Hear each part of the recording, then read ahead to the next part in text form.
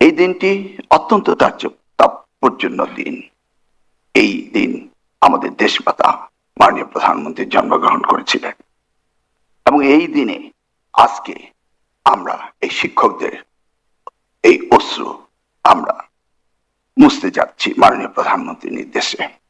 এই দিনটি এমন একটি দিন যেই দিনে হাজারো কোটি টাকা খরচ করে এই দিনটিকে উদযাপন করা হতো, আর আজকে এই দিনে মাননীয় প্রধানমন্ত্রী আমাদেরকে 2100 কোটি টাকা দিয়ে আজকে সারা দেশে 70,119 জন শিক্ষককে তাদের অবসর ভাতা এবং 53,000 শিক্ষককে কল্যাণ ভাতা দিতে যাচ্ছেন। তাই জাতির ইতিহাসে এটি অত্যন্ত গুরুত্বপূর্ণ দিন।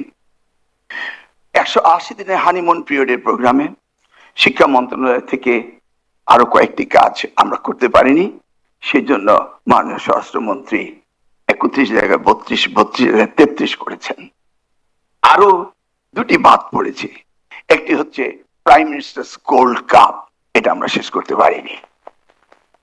আমরা পারিনি ওনার প্রিয় বিষয় কারিগরকে গুরুত্ব দিয়ে আমরা কারিগরি শিক্ষার যে ফেয়ার এবং সেখানে যা করেছি সেগুলো আমরা ওনার সময়ের অভাবে করতে পারিনি।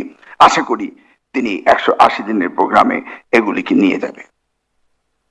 আমি আসছি এবার আমাদের এই শিক্ষা খাতে এই অবসর কল্যাণ ট্রাস্ট ভাতার আজকে যে সর্বাধিক 6 লক্ষ টাকা করে দিচ্ছি, বাকি টাকা নিয়ে অনেকে প্রশ্ন করছেন এবং বিভিন্ন রকম সোশ্যাল মিডিয়াতে লিখছেন। ইতিমধ্যে বিগত সরকার এই প্রায় 7,000 কোটি টাকা আত্মসাৎ করেছে এই খাত থেকে, যেটা সেলিম ভুইয়া সাহেব বললেন। ইতিমধ্যেই তারা 598 কোটি 79 লক্ষ টাকা যে ব্যাংকগুলিতে দিয়েছে, সেই ব্যাংকগুলির নাম আমি আপনাদের পড়ে শোনাচ্ছি। ঠিক আছে, 8টি ব্যাংকে এই টাকাগুলো দিয়েছে, যেখান থেকে আমরা টাকা পাওয়ার সম্ভাবনা খুবই কম রয়েছে। আমাদের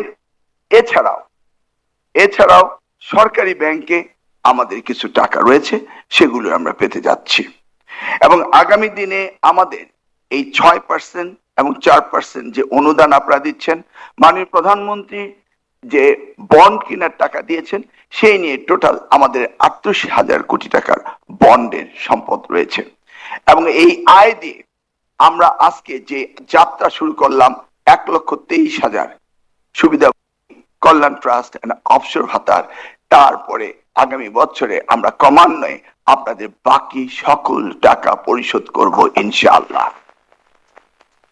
আমাদের স্মরণ রাখতে হবে সাবেক প্রধানমন্ত্রী বেগম খালেদা জিয়া, তিনি উপলব্ধি করেছিলেন আমাদের সময় একজন শিক্ষক তার সারা জীবনের সুন্দর সময়টি শিক্ষা দিয়ে যখন বাড়ি ফিরতেন, তখন আমরা একটি ফেয়ারওয়েল দিতাম, একটি মানপত্র পড়তাম। মুসলমান হলে একটি টুপি, একটি পাঞ্জাবি, একটি ছাতি, একটি লাঠি এবং এক জিল কোরআন শরীফ এবং এক জোড়া তসবিহ দিয়ে তাদের বিদায় করতাম। যে শিক্ষকরা জাতি গঠনে সাহায্য করেছে, তাদেরকে এভাবে বিদায় দেওয়া যায় না বলেই মাননীয় প্রধানমন্ত্রী প্রথম কল্যাণ ট্রাস্টে 14 কোটি টাকা এবং পরবর্তীতে 89 কোটি টাকা দিয়ে এই যাত্রা তিনি শুরু করেছিলেন। এই যাত্রা শিক্ষকের জন্য অনেক অনেক পাওয়া। তাই আজকের এই দিনে আমরা স্মরণ করব আমাদের দেশমাতা বেগম খালেদা জিয়াকে, আমরা স্মরণ করব শহীদ রাষ্ট্রপতি জিয়াউর রহমানকে, যিনি এই বেসরকারি শিক্ষককে 50% বেতন দিয়ে এই সিস্টেমকে তিনি চালু করেছিলেন, সম্মাননা দেওয়া শুরু করেছেন শিক্ষকদেরকে। আগামী দিনে এই শিক্ষকদের সম্মাননা দেওয়া চলতেই থাকবে, চলবে আমাদের মাননীয় প্রধানমন্ত্রীর নির্দেশক্রমে। আমরা চাই এই শিক্ষা মন্ত্রণালয় থেকে আমরা আগামী দিনে যা যা করণীয় রয়েছে এই শিক্ষা ব্যবস্থাকে উন্নত করার জন্য, সেই দিকে আমরা কাজ করব ইনশাআল্লাহ।